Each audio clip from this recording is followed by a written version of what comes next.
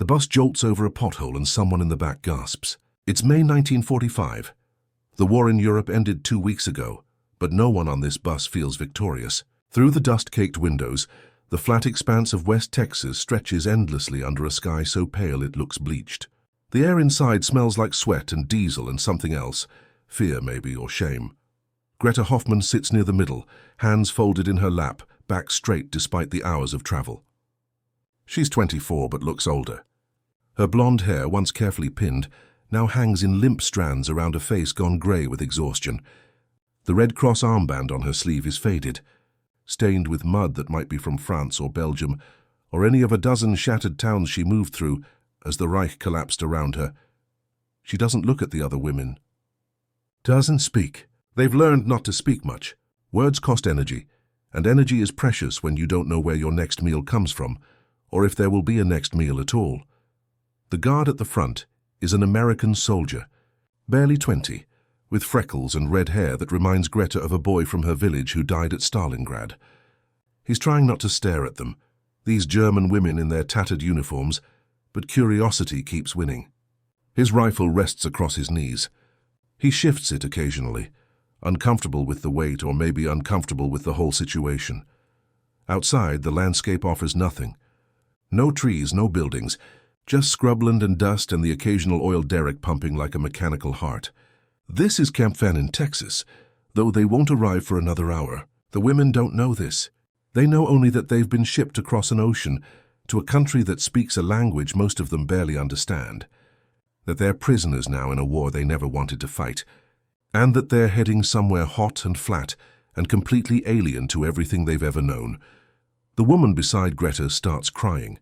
Soft, careful sobs that she tries to muffle with her hand. Her name is Lotte. She was a nurse too, stationed in a field hospital outside Aachen. She's 19 and hasn't heard from her family since the Allies crossed the Rhine. Greta reaches over without looking, finds Lotte's hand, squeezes once. Lotte squeezes back. Neither speaks. The sun beats down. The bus keeps moving. 3 days earlier, they'd been in a processing camp in New York, a vast warehouse converted into a holding facility where hundreds of German POWs waited to be sorted and shipped to labor camps across America. The men went first, loaded onto trains heading to farms in Iowa and lumber camps in Oregon and factory towns in Pennsylvania. The women waited longer. No one seemed to know what to do with them. Greta spent those days sitting on her assigned bunk, watching the way light moved across the concrete floor as morning turned to afternoon, turned to evening. She didn't sleep well. None of them did. The American guards weren't cruel, but they weren't kind either. They were businesslike, efficient, tired. They'd won the war, and now they had to deal with the aftermath, which included thousands of German prisoners who needed to be fed and housed and processed and somehow integrated into a country that had just spent 4 years learning to hate them. On the second day, an officer came through with a clipboard. He was older, maybe 40, with deep lines around his eyes and a southern accent that turned his words into music. He asked questions: name, rank, unit, where were you captured? What did you do during the war? The women answered carefully, knowing that every word mattered, that their futures, whatever those futures might hold, depended on what went into that clipboard. When he got to Greta, she answered in halting English, words she'd learned from a phrase book her father gave her before she left for her medical training. Hoffmann, Greta, Medical Corps. I was nurse. Field hospital near Cologne. Captured March 15, he wrote it down.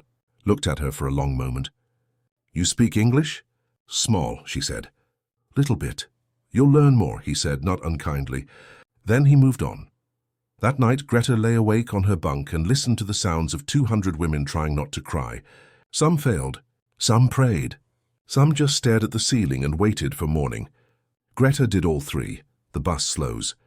The guard at the front straightens, checks his rifle, peers out the windshield. Through the dirty glass, Greta can make out shapes. Buildings, low and wooden, arranged in neat rows. Watchtowers at the corners, fences, lots of fences. The sight makes her stomach clench. She's been a prisoner for 2 months, but something about seeing the camp makes it real in a way it hasn't been before. They pass through a gate, stop in a dusty yard surrounded by barracks. The engine cuts off and the sudden silence is startling. For a moment, no one moves. Then the guard stands, slings his rifle over his shoulder, and opens the door. "All right," he says. "End of the line. Everybody out." The women rise slowly, stiff from hours of sitting. They file down the aisle and out into the Texas sun, which hits like a physical force. Greta squints against the brightness, raises a hand to shade her eyes. The heat is immediate and oppressive. It's hotter than anything she's ever experienced, hotter than the worst summer day in Hamburg, and there's no shade anywhere, just this vast open space and the sun pressing down. More guards wait outside. They direct the women to line up in rows. Greta finds herself in the second row, between Lotte and an older woman named Frida, who worked in a munitions factory and got caught in the wrong place when the Americans came through. They stand at attention without being told. Old habits die hard. An officer approaches. He's different from the others. Older, grey-haired, with a weathered face and eyes that have seen too much.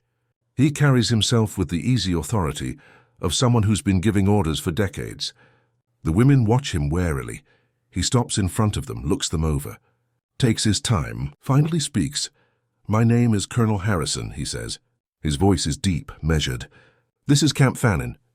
You're here because your country lost a war, and our country doesn't know what to do with you yet. That's the truth, plain and simple. You're not soldiers. You're not spies. You're mostly nurses and clerks and factory workers who had the bad luck to be German when Germany decided to burn the world down." He pauses. "Let's that sink in. While you're here, you'll work. Light labor, laundry, cleaning, kitchen duty. Nothing you're not capable of. You'll be fed 3 meals a day. You'll have access to medical care. You'll be treated according to the Geneva Conventions, which means humanely, even if you don't feel particularly human right now." Some of the women shift uncomfortably. Greta stays still. "The war's over," Harrison continues. "But the anger isn't. The people in the towns around here lost sons and husbands and brothers in Europe. They know you're here. Some of them aren't happy about it. My job is to keep you safe and keep them calm and make sure nobody does anything stupid. Your job is to follow the rules, do your work, and remember that you're alive when millions aren't. We clear?" No one answers. They're not sure if he expects an answer. Harrison nods as if they'd spoken. "Sergeant Walker will show you to your barracks. You'll be assigned bunks. Dinner's at 6. Get settled. Tomorrow morning, 0600, you start work." He turns to leave, then stops. Looks back. "One more thing," he says. "First order of business is getting you all cleaned up. Been a long journey and you've been through hell. There's a shower facility in Building C. You'll go in shifts starting tonight after dinner. You'll each receive a bar of soap, a towel, and 15 minutes of hot water. Use it. You'll feel better." He walks away. The women stand in the sun processing this information. Soap, hot water. 15 minutes. It sounds impossible. It sounds like luxury. It sounds like a trick. Barracks 7 is a long wooden building with rows of bunk beds and small windows that don't do much against the heat. The women file in, each claiming a bunk with the quiet efficiency of people too tired to argue. Greta takes a lower bunk near the door. Lotte climbs onto the one above her. "They don't speak." There's nothing to say. The mattresses are thin but clean. That's something. There are footlockers at the end of each bed, empty now, waiting to be filled with possessions none of them have. A ceiling fan turns lazily overhead, moving the hot air around without cooling it. The walls are bare wood, rough and unfinished. It smells like pine and dust and the sweat of previous occupants. Greta sits on her bunk and removes her boots. Her feet are swollen, blistered. She's been wearing the same socks for a week. When she peels them off, the skin underneath is pale and raw. She flexes her toes, wincing.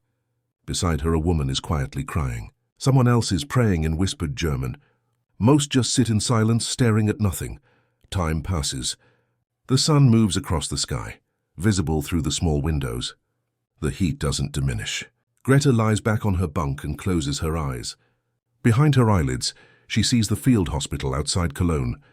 The endless rows of wounded men, the sound of shells falling, the smell of gangrene and chloroform and death. She sees the face of the young soldier she couldn't save, the one who died holding her hand and asking for his mother.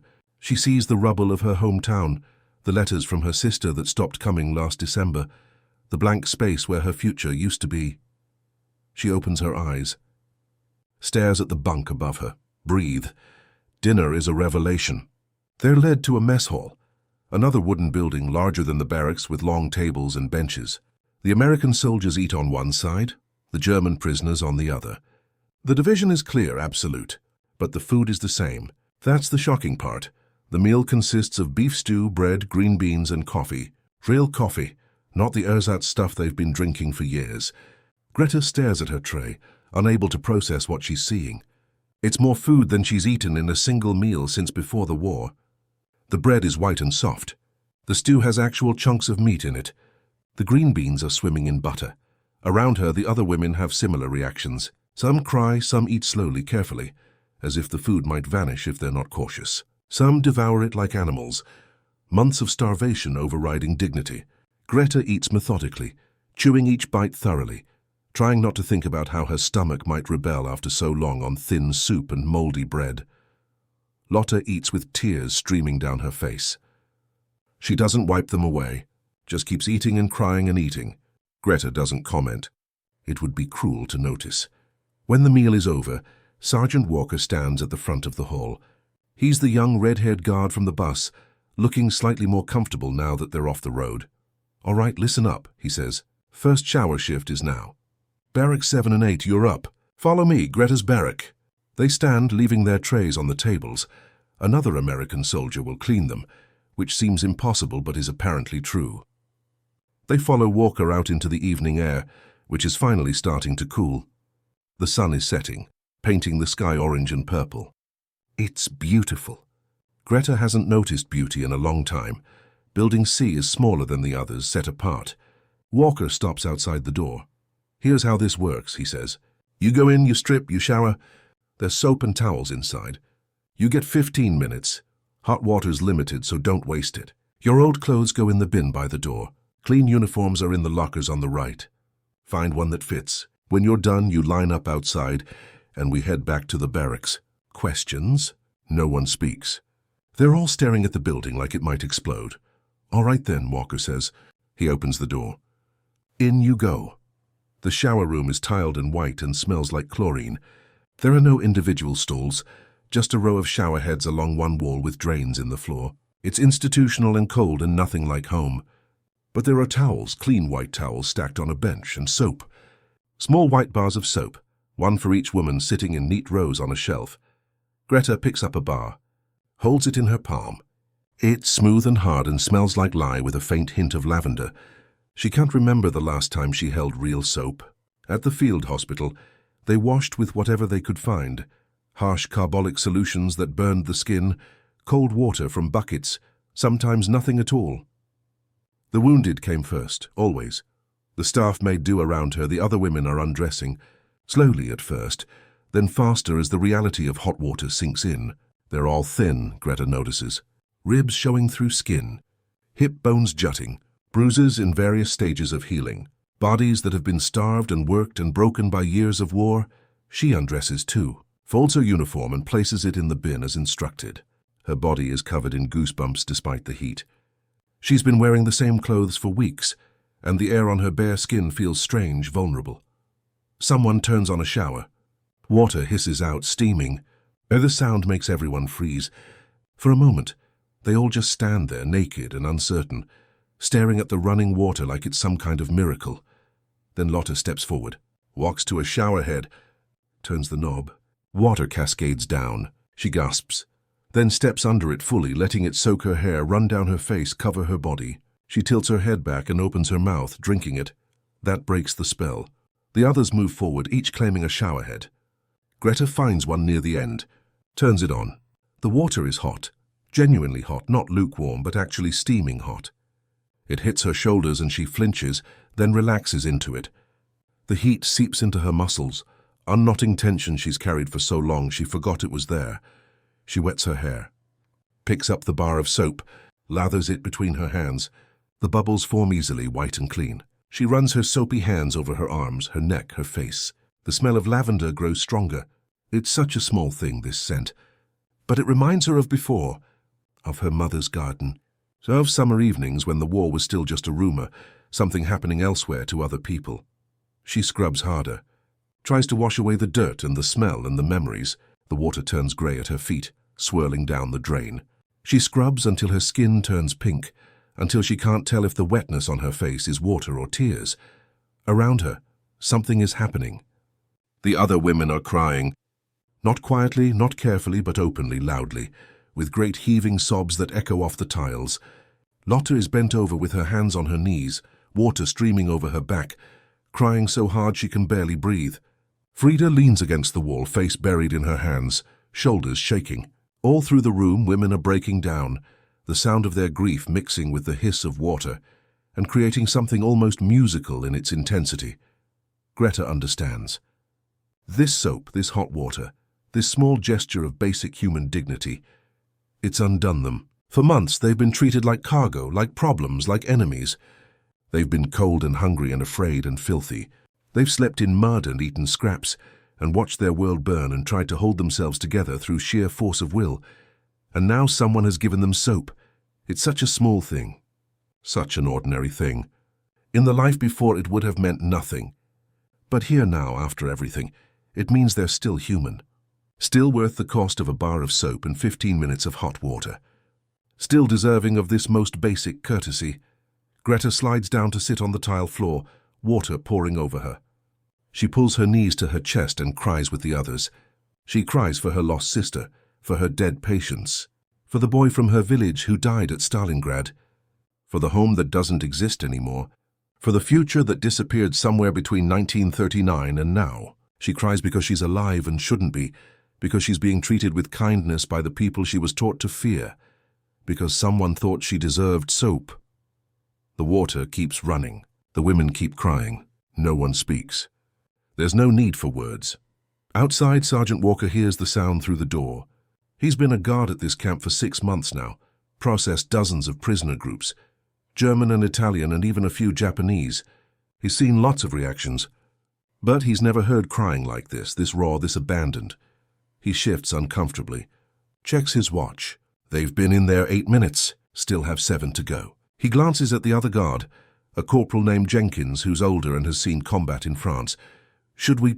Walker starts. Let 'em be, Jenkins says quietly. Sometimes people need to break before they can heal. Walker nods. Doesn't fully understand but trusts Jenkins's judgment. They wait in silence, the crying gradually listening to the sound of grief and water. The women wash their hair, women learning to be stand under the water until Walker calls through the door. That time's up. They turn off the showers one by one. The silence that follows is profound.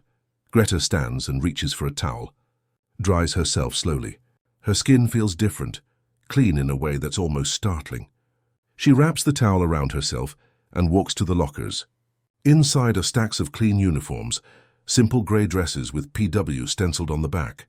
Prisoner of war. She finds one in roughly her size, pulls it on. The fabric is coarse but clean. It smells like laundry soap. She dresses, combs her wet hair with her fingers, looks around at the other women doing the same. They're transformed. Still thin, still exhausted, still marked by war, but cleaner, more themselves. Lotta appears beside her, also dressed, her wet hair darker than usual. Her eyes are red from crying, but there's something different in her face. Something softer. Danke, Lotta whispers, though Greta hasn't done anything. Bitter, Greta replies anyway. They line up by the door. When everyone's ready, Walker opens it and they file out into the night. The air is cool now, almost cold against their damp skin.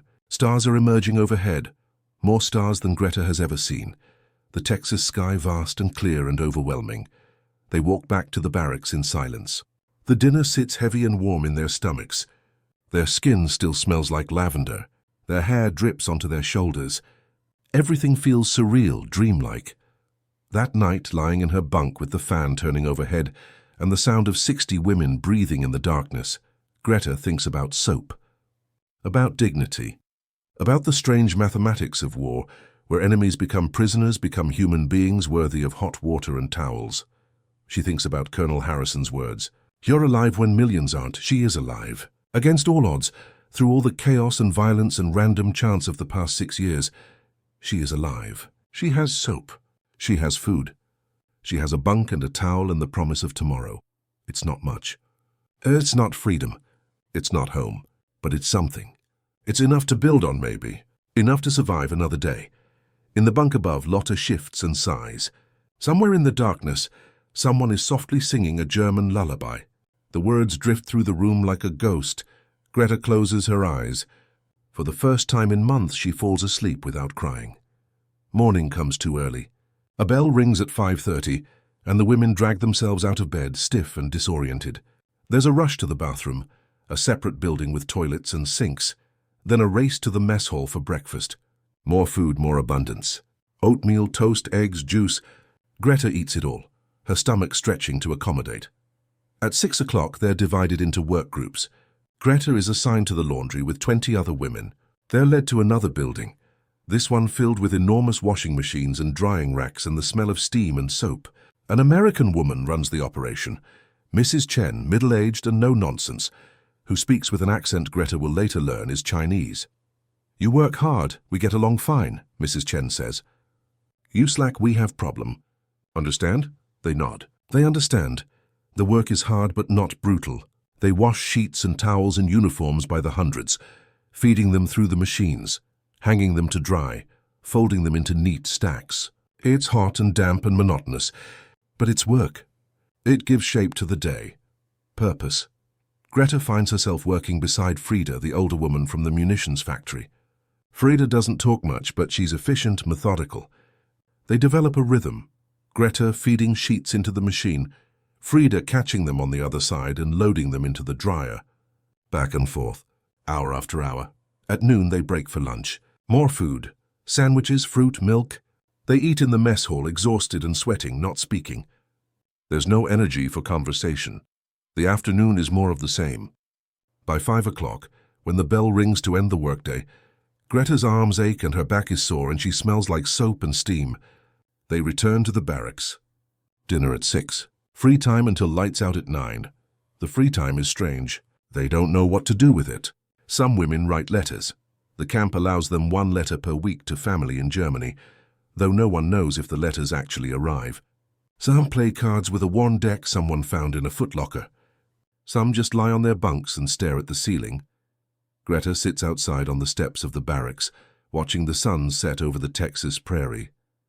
The sky does its orange and purple show again. A warm breeze carries the smell of dust and sage. It's alien and beautiful. Lotte joins her, sits on the step below. "Do you think we'll ever go home?" Lotte asks. It's the first real question anyone has dared voice. Greta considers. "I don't know if there's a home to go back to. My family had a bakery in Cologne," Lotte says quietly. "My father made the best stollen in the city. People lined up before Christmas." She pauses. "I don't know if the bakery is still standing. I don't know if my father is still alive. My sister was in Hamburg," Greta offers. "Last I heard, she was working at a hospital there. That was December. Then nothing." They sit in silence, 2 women mourning people and places that may or may not exist anymore. "But we're alive," Lotte says finally. "That has to mean something." "Yes," Greta agrees. "That has to mean something." The days develop a rhythm. Wake, eat, work, eat, sleep. The sameness is almost comforting after so much chaos. The women settle into it, their bodies adjusting to regular meals and physical labor. They start to look healthier, color returning to their cheeks, strength to their movements. Greta notices changes in herself. Her hands, which were cracked and raw from harsh chemicals at the field hospital, begin to heal. Her hair, washed twice a week now in those blessed showers, regains some of its shine. The hollows in her cheeks fill in slightly. She catches sight of herself in a mirror one morning and barely recognizes the face looking back, still tired, still marked by war, but undeniably more human. The work in the laundry continues. She and Frida become a team, efficient and quiet. Mrs. Chen approves of their productivity, offers small nods of acknowledgement. Once, she brings them both cold water on a particularly hot day. "Good workers," she says simply. "It's such a small gesture, but it means everything. On Sundays, there's no work. The women are allowed to rest, to attend services if they want. A German-speaking chaplain comes once a month, or simply to sit." Greta uses the time to write letters she's not sure will ever be delivered. She writes to her sister's last known address in Hamburg, careful with her words, knowing American censors will read them. "Dear Annalisa," she writes, "I am well. I am in America, in Texas. We are treated fairly. There is food and work and safety. I think of you every day. I hope you are alive. I hope you are safe. Please write if you can. Your sister, Greta. She folds the letter, addresses it, places it in the box for outgoing mail. It disappears into the American postal system. She tries not to hope too hard. Summer deepens. The heat becomes oppressive, brutal. The barracks are ovens at night despite the fans. The women sleep fitfully, wake exhausted. The work in the laundry gets harder, the steam unbearable in the already sweltering building. But they endure. They have no choice but to endure. And slowly, imperceptibly, something shifts. The American guards become less distant. Not friendly exactly, but less hostile. They learn names. Start greeting the women by name instead of just you or prisoner. Sergeant Walker brings magazines to the barracks one evening, old issues of Life and Look, and leaves them without comment. The women fall on them hungrily, desperate for anything to read, any connection to the world beyond the fences. Colonel Harrison walks through the camp regularly. He stops to observe the work, to check on conditions. Once he pauses by the laundry, watches Greta and Frida at their station. After a moment he nods to Mrs. Chen. Good workers, he says, echoing her earlier assessment. That night Mrs. Chen gives them each an extra apple at dinner. Colonel, notice you, she says. Work hard. Keep doing good. It's a strange kind of pride being recognized for folding laundry efficiently. But it's something. It's acknowledgement. In August, a group of townspeople tries to protest the camp. News filters through the guards. Local farmers and shopkeepers gathering at the gate, angry about German prisoners on American soil, while their sons are still overseas or dead. Colonel Harrison meets them personally, stands at the fence and talks them down. The prisoners hear raised voices but no violence. Eventually the crowd disperses. That evening, Harrison addresses the prisoners during dinner. Some folks in town aren't happy you're here, he says bluntly. I told them you're not going anywhere until Washington says so, and while you're here, you're under my protection. That's the law. That's the Geneva Convention. That's how it's going to be. He looks them over. But I also want you to understand something. Those people lost family in this war. Sons, husbands, brothers. They're angry and they're grieving, and some of that anger is pointed at you. It's not fair, but it's real. So you stay inside the fences, you follow the rules, and you let me handle the politics. We clear? They nod. They understand anger. They understand grief. September brings slightly cooler weather. The mornings have a hint of crispness. The work continues but feels less oppressive. Gret has been in Camp Fannin for 4 months now. It feels like years and like yesterday simultaneously. One morning, Mrs. Chen announces that they're getting new workers, male POWs from another camp, brought in to help with heavy lifting. The women exchange glances. They haven't interacted with men since capture, haven't thought much about it. Now they're nervous, uncertain. The men arrive after lunch. They're German soldiers, real soldiers, wearing the same PW uniforms. They look as uncertain as the women feel. Mrs. Chen assigns them to the heavy equipment, keeps them separate from the women's work area. But at break time, the groups mix in the courtyard. One of the men approaches Greta. He's young, maybe 22, with a scar across his left cheek. Hans Bauer, he introduces himself in German. Infantry. Captured in France. Greta Hoffmann, she replies. Medical Corps. Nurse? She nods. He smiles and it transforms his face. You probably patched up guys like me. Thank you, for whatever it's worth. They talk for the remaining 10 minutes of break. He tells her about his unit, his capture, his journey to America. She tells him less, still not comfortable sharing much. But it's conversation. Human interaction beyond the tight circle of women she's lived with for months. When break ends, he nods to her. Maybe we can talk again sometime. Maybe, she agrees. Lotte appears at her elbow as he walks away. He likes you. Don't be ridiculous, I'm not. He looked at you like you were human.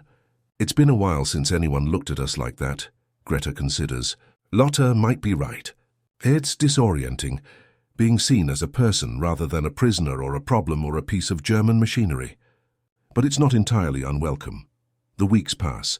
Greta and Hans develop a routine of talking during breaks. Nothing romantic, just conversation. Two people who share a language and a history and a profound displacement. He tells her about his family's farm in Bavaria, about his younger sister who wants to be a teacher, about the friends he lost in the fighting. She tells him about her nursing training, about the field hospital, about the patients she couldn't save. One day she mentions the shower, the soap, the way all the women broke down. He's quiet for a long moment. Then, we had something similar. When we first got here, they gave us razors. To shave, I hadn't shaved in months. There were mirrors in the bathroom, and when I looked at myself, actually looked after shaving, I didn't recognize who I saw. He pauses. Then I cried. First time since I was a kid. Just stood there in front of this mirror and cried because I still existed. I was still in there somewhere under all the dirt and the fear. The soap was like that, Greta says.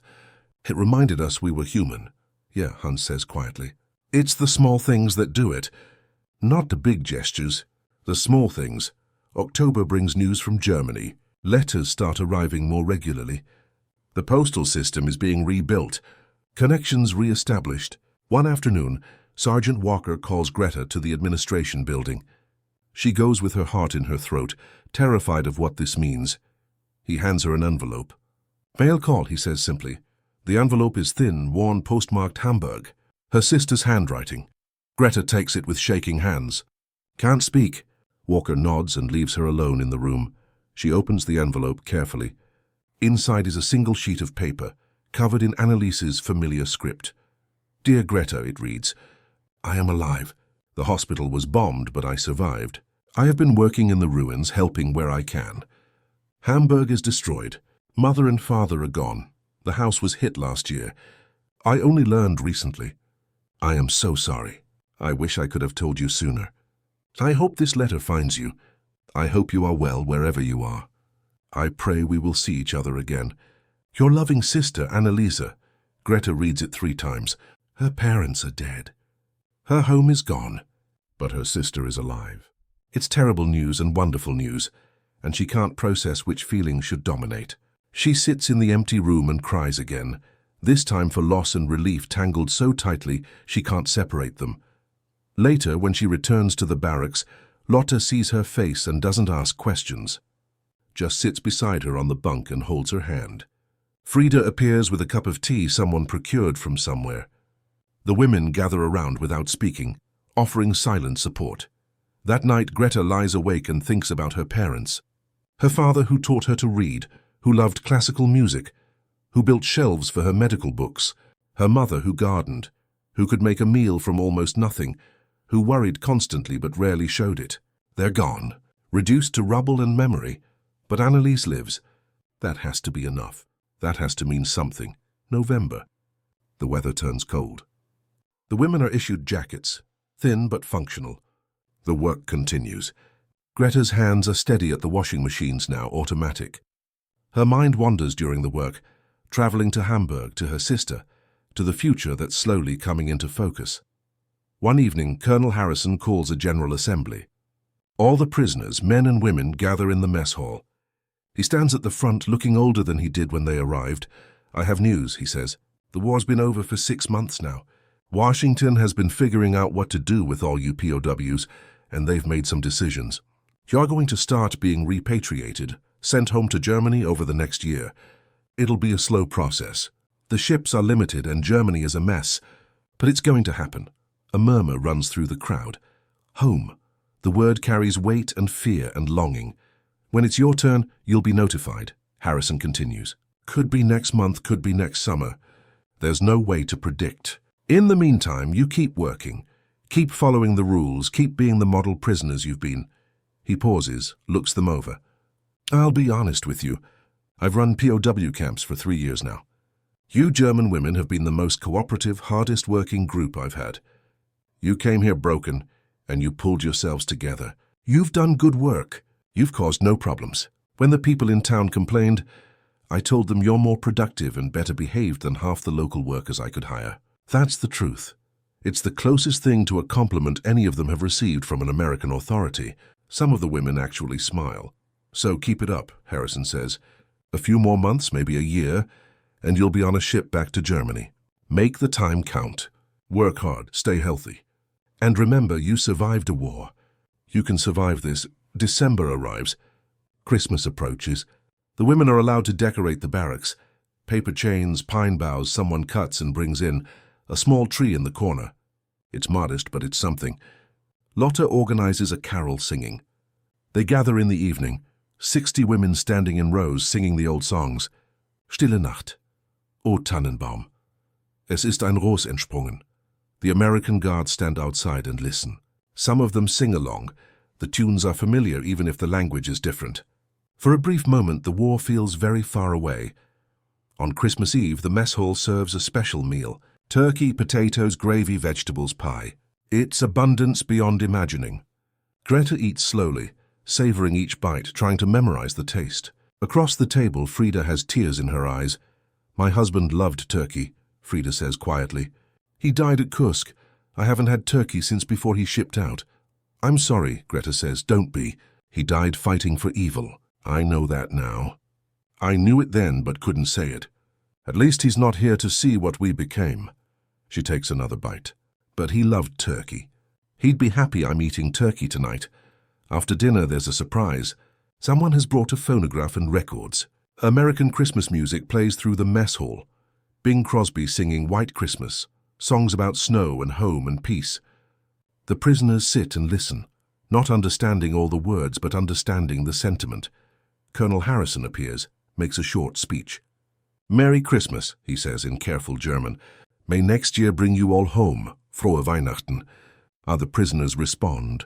Greta thinks about soap, about dignity, about the strange path that led her from a field hospital in Germany to a prison camp in Texas to this moment, full of food and listening to American Christmas music. It's surreal. It's impossible.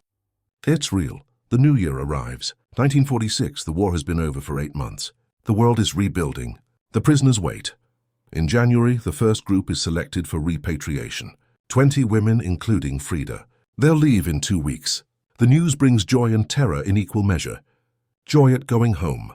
Terror at what home might be. Frida packs her meager belongings. Letters, a few small items. She comes to say goodbye to Greta the night before departure. You'll get home too, Frida says. Till your turn will come. I know, Greta replies, though she's not sure she believes it. When you do, find your sister, rebuild. Germany needs people like you. Germany needs something, Greta says. I'm not sure it's people like me. People who survived. People who remember. People who won't let it happen again. Frida grips her hand. That's you. That's all of us. The next morning, the 20 women board a bus. Greta stands with the others and watches them leave. The bus disappears down the road in a cloud of dust. She wonders if she'll ever see Frida again. Probably not, but she'll remember her. The woman who folded laundry with quiet efficiency and cried over Christmas turkey. February is cold and windy. March brings rain. April blooms with wildflowers across the prairie, bluebonnets and Indian paintbrush, splashes of color against the brown landscape. Greta has been in Camp Fannin for 11 months. It's become normal, this life. Work and meals and showers and sleep. The rhythm is comfortable now, but she's ready to leave. Ready to go home, whatever home means now. In May, her name appears on the repatriation list. She'll leave in June. 2 months. 8 weeks. She starts counting down. Lotte is not on the list.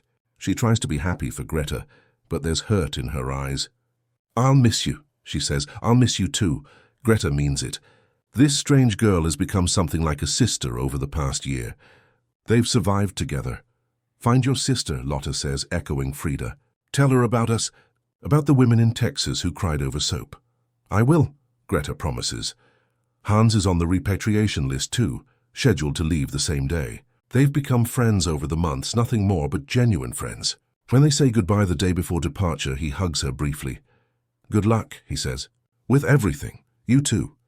Go home to your farm. Teach your sister about America. I'll tell her about the nurse I met in Texas, the one who remembered how to be human.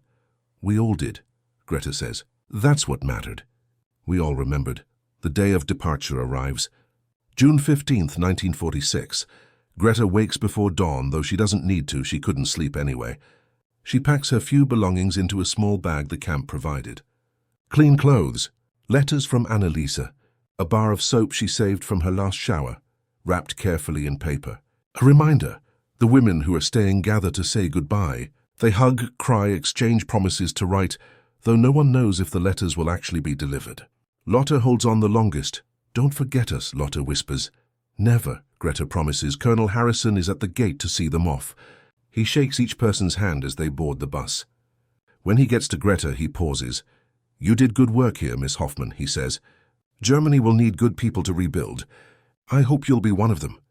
"Thank you, Colonel. For everything," he nods. "It was just soap," he says quietly. "No," Greta replies. "It was dignity. It was humanity. It was remembering we matter." She pauses. "That's everything." He has no response to that. Just nods again and moves to the next person. Greta boards the bus, finds a seat by the window, watches as the camp recedes, the barracks, the laundry building, the mess hall, the shower facility, where 60 women learn to cry again. It's all just buildings now, just wood and tile and fence. But it was more than that. It was the place where she remembered how to be human. The bus rolls through the gate, down the long road, past the oil derricks and the scrubland and the vast Texas sky. Toward the future, whatever that holds. The journey home takes 3 weeks. Bus to train to ship across the Atlantic. The ship is crowded with repatriates, not just from Camp Fannin, but from camps all over America. Thousands of Germans going home. They sleep in bunks stacked 4 high, eat simple meals, watch the ocean roll past. Greta spends most of the voyage on deck, despite the cold. The Atlantic in June is grey and restless. She watches the waves and thinks about the past year, about soap and dignity, and the strange mathematics of war.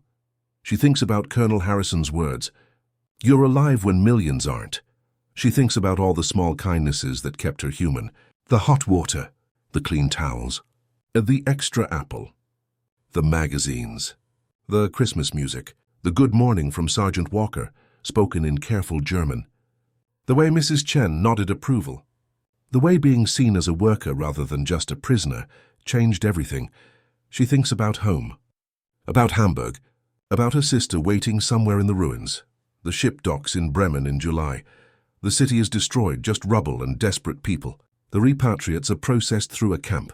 One last camp, one last set of barracks and paperwork and waiting. But this time they're not prisoners. They're citizens again. Germans in Germany. Greta is given papers, ration cards, a small amount of occupation currency. She's told to report to a relocation center in Hamburg. She boards another train, watches the German countryside roll past. It's shattered, this land, burned and broken and defeated, but people are rebuilding. Slowly, painfully, they're putting pieces back together. Hamburg is worse than she imagined. The city she left in 1942 is gone, replaced by ruins. Entire neighborhoods are rubble. The streets are paths carved through destruction. People move like ghosts, hollow-eyed and thin. She finds the relocation center, gives them her papers. They direct her to a displaced persons camp on the outskirts. That's where her sister is working. Greta walks through the ruins. It takes hours. But finally she sees the camp, rows of tents and temporary shelters. She asks for Anneliese Hoffmann, nurse. Someone points to a medical tent. Greta approaches, pushes aside the flap. Inside, a woman is bandaging a child's arm. The woman looks up. It's her sister. Older, thinner, exhausted, but alive. Unmistakably Anneliese. Greta. Anneliese breathes. Yes, Greta manages.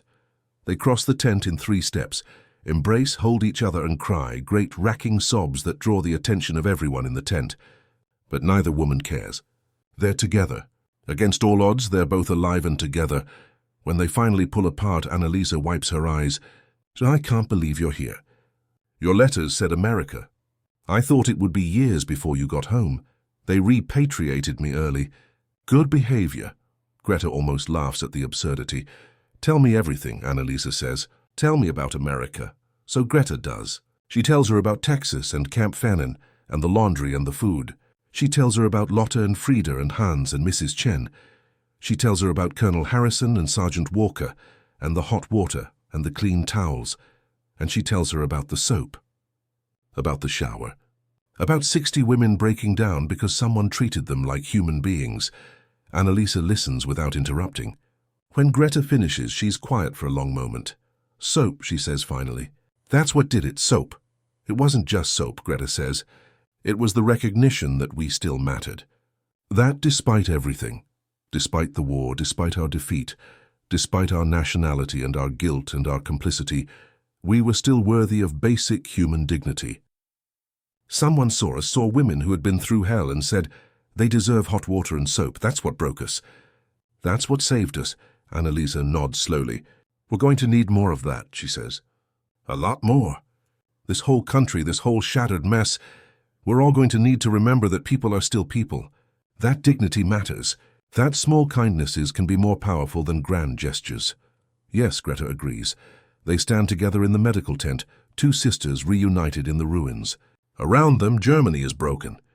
But people are rebuilding. One small kindness at a time, one bar of soap at a time. One act of dignity at a time.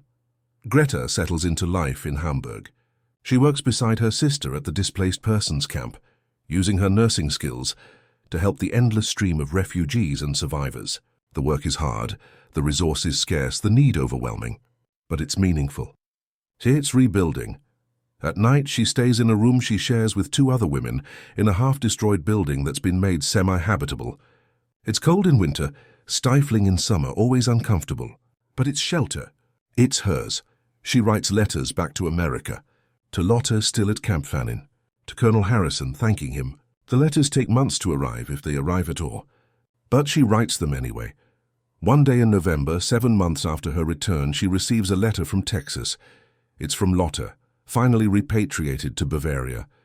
The letter is brief but warm. Lotte has found her father. He survived, the bakery didn't, but he's alive and they're rebuilding. She's learning to make bread, carrying on the family trade. "I think about the soap sometimes," Lotte writes, "about how we all broke down. I understand now what that meant. We'd forgotten we were human. We'd been things for so long. Soldiers, prisoners, problems, enemies. And then someone gave us soap and we remembered. I hope I never forget that feeling. I hope I can pass it on, that small moment of dignity that means everything." Greta folds the letter carefully, adds it to the small collection she's building. She keeps them in a box under her bed, these letters from women who survived with her. Their history, their testimony, their proof that even in the worst times humanity persists. Years pass. Germany rebuilds. Slowly, painfully, but inexorably. The economy recovers. The cities rise from rubble. A new government forms. A new identity emerges, built on guilt and responsibility and determination to never repeat the past. Greta continues nursing. She and Annalisa open a small clinic together in the early 50s. They serve the poor, the displaced, the people still struggling in the aftermath. It's not lucrative, but it's necessary. It's their contribution to the rebuilding. In 1954, Greta gets married. His name is Thomas, a teacher she met through the clinic. He's gentle and kind and has his own war scars. They understand each other without needing to speak about it. They build a quiet life together. They have 2 children, a boy and a girl. Greta raises them carefully, teaching them about kindness and dignity, and the importance of treating every person as human, regardless of nationality or history or circumstance. She tells them about the war. She doesn't hide it. She explains her role, her guilt, her survival. She tells them about the field hospital, about the men she couldn't save, about the regime she served even if she didn't believe in it. And she tells them about Texas, about Camp Fannin, about the soap. The simplest thing saved us, she tells them. Not grand gestures or political statements, just hot water and soap and the recognition that we still deserved basic human dignity. Remember that. When you have the power to show kindness, to grant dignity, to treat someone as human, do it. Always. Those small things matter more than you can imagine. Her children listen. They don't fully understand when they're young, but as they grow, the lesson sinks in. They become kind people, thoughtful people, people who recognize the humanity in others. In 1985, Greta receives an invitation. There's to be a reunion in Texas, a commemoration of Camp Fannin, which closed years ago but is being remembered as part of a larger oral history project about POW camps during the war. Former prisoners are invited to share their stories. Greta debates for weeks. She's 64 now, a grandmother. She hasn't been back to America since 1946. The thought of returning, of seeing the place again, is both appealing and terrifying. Thomas encourages her. "Go," he says. "Tell your story. It matters." So she goes. Flies to Dallas, rents a car, drives out to where Camp Fannin used to be. The camp itself is gone now. Torn down in the 50s, the land reclaimed. But there's a small memorial marker and a gathering of people, former prisoners, former guards, historians. She sees Lotta. They haven't seen each other in person since 1946, but they've exchanged letters for nearly 40 years. They embrace like the old friends they are. Lotta has aged well, her hair grey, but her smile the same. She sees Colonel Harrison. He's in his 80s now, moving slowly, but still sharp-eyed. He remembers her. "Miss Hoffman," he says. "You came back." "Mrs. Schmidt now," she corrects gently. "But yes. I came back. You stayed in Germany." "You rebuilt?" "Yes, my sister and I opened a clinic. I've been nursing for 40 years now." He nods, satisfied. "Good. Germany needed people like you." They talk for a while, sharing memories. He tells her about the years after the war, about other camps he ran, about his retirement. She tells him about Hamburg, about the rebuilding, about her family. "I never forgot what you did," she says finally. "The soap. The hot water. The way you treated us like humans instead of just prisoners. It saved us. Not physically, we were physically safe, but emotionally, spiritually. You reminded us we still mattered." Harrison is quiet for a moment. "I didn't do much," he says finally. "Just followed the Geneva Conventions.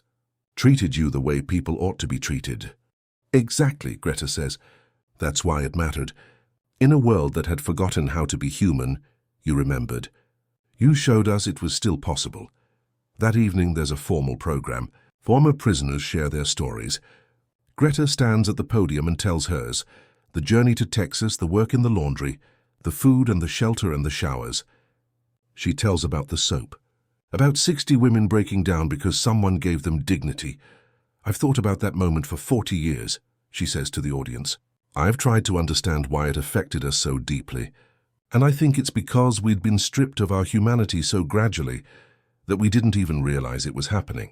First as Germans in a fascist state, then as workers in a war machine, then as prisoners, then as cargo. Each step, we lost a little more of ourselves. Until we were just things.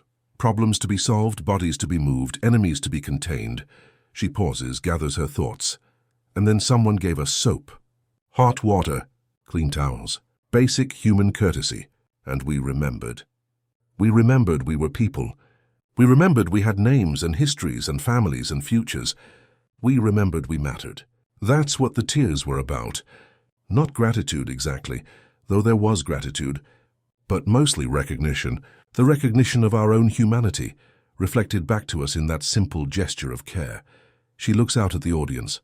"I went home to Germany and spent 40 years trying to pass that lesson on, treating every patient as human, every person I meet as worthy of dignity, raising my children to understand that kindness isn't weakness, it's the foundation of civilization, teaching them that the smallest gestures can have the deepest impact."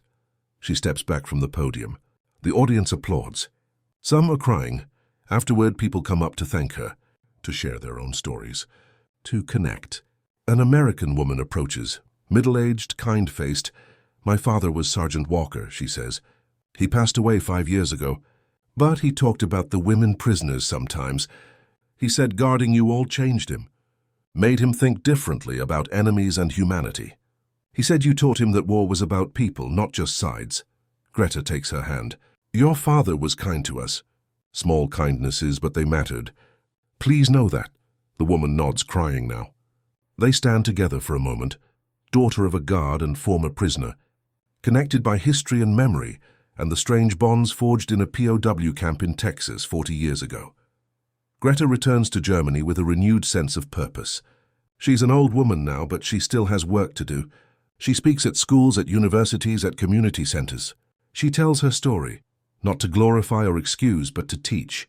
She talks about the war, about German guilt, about the importance of remembering. But she also talks about humanity, about the way soap and hot water saved her soul, about the American colonel who followed the rules when it would have been easier not to, about the small kindnesses that kept her human in inhuman times. "Never forget that people are people," she tells students, "even your enemies, even those you've been taught to hate. When you have the power to grant dignity, grant it. When you can show kindness, show it. These aren't grand gestures. They don't cost much, but they matter. They matter more than you can possibly imagine. The students listen. Some understand immediately. Others need time. But the seeds are planted. Greta dies in 1996 at 75, surrounded by her family. Her last words are to her granddaughter, who asks what she learned from her life. That dignity is everything, Greta whispers. That humanity persists even in the worst times. That a bar of soap can save a soul. She closes her eyes. In her mind, she's back in that shower room in Texas. 51 years ago, water streaming down and tears flowing, and 60 women remembering what it means to be human. She smiles. In Hamburg, at Greta's funeral, Annalisa stands to give the eulogy. She's 81 now, still sharp, still working part-time at the clinic they founded together. My sister survived a war, Annalisa says. She survived as a nurse in the field, as a prisoner in a camp, as a refugee in the ruins. But more than that, she survived with her humanity intact. And she spent her life passing that on, to her patients, her children, her students, to everyone she met. She pauses, wipes her eyes. She used to tell a story about soap, about a shower in a prison camp in Texas, where she and dozens of other women broke down crying because someone treated them like humans. She said that moment taught her everything she needed to know about life. That dignity matters, that kindness is power, that the smallest gestures can have the deepest impact, that we are all always fundamentally human, and we must never forget that about ourselves or about each other. Annalise looks out at the gathered crowd. Family, friends, former patients, students. Take that lesson, she says. Live it, pass it on.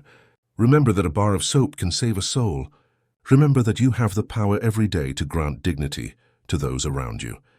Remember my sister, who learned that lesson in the hardest way possible and then spent 50 years teaching it to everyone she met. She sits down. The service continues, but that message echoes, ripples outward, becomes part of the ongoing work of healing and rebuilding and remembering.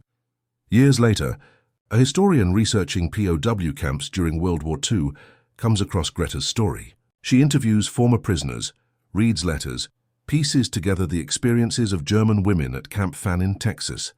She finds the detail about the shower, about the soap, about 60 women breaking down in tears. She writes about it. The story is published, then republished, then shared online. It goes viral. This small moment of humanity in the midst of war, this gesture of dignity that meant everything. People read it and cry. They share it with friends.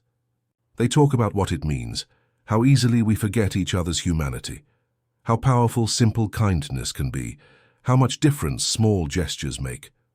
The story spreads around the world, across generations. A reminder, a lesson, a testament to the persistence of humanity even in the worst times. And in that spreading, Greta's purpose is fulfilled. The lesson she learned in a shower room in Texas in 1945, the lesson she spent 50 years teaching, it continues. It ripples outward. It changes hearts, because sometimes salvation comes not from grand gestures or political statements or sweeping changes. Sometimes it comes from hot water and soap and the simple recognition that people are people always, regardless of nationality or history or circumstance. Sometimes a bar of soap can save a soul. That's what those women learned in Texas in 1945. That's what Greta spent her life teaching. That's what we must all remember, always, if we're to remain human in an often inhuman world. Dignity matters. Kindness is power. Small gestures have deep impact. And we are all always fundamentally worthy of the basic courtesy that acknowledges our shared humanity. That's the lesson of the soap. That's the lesson of Camp Fannin. That's the lesson that must never be forgotten.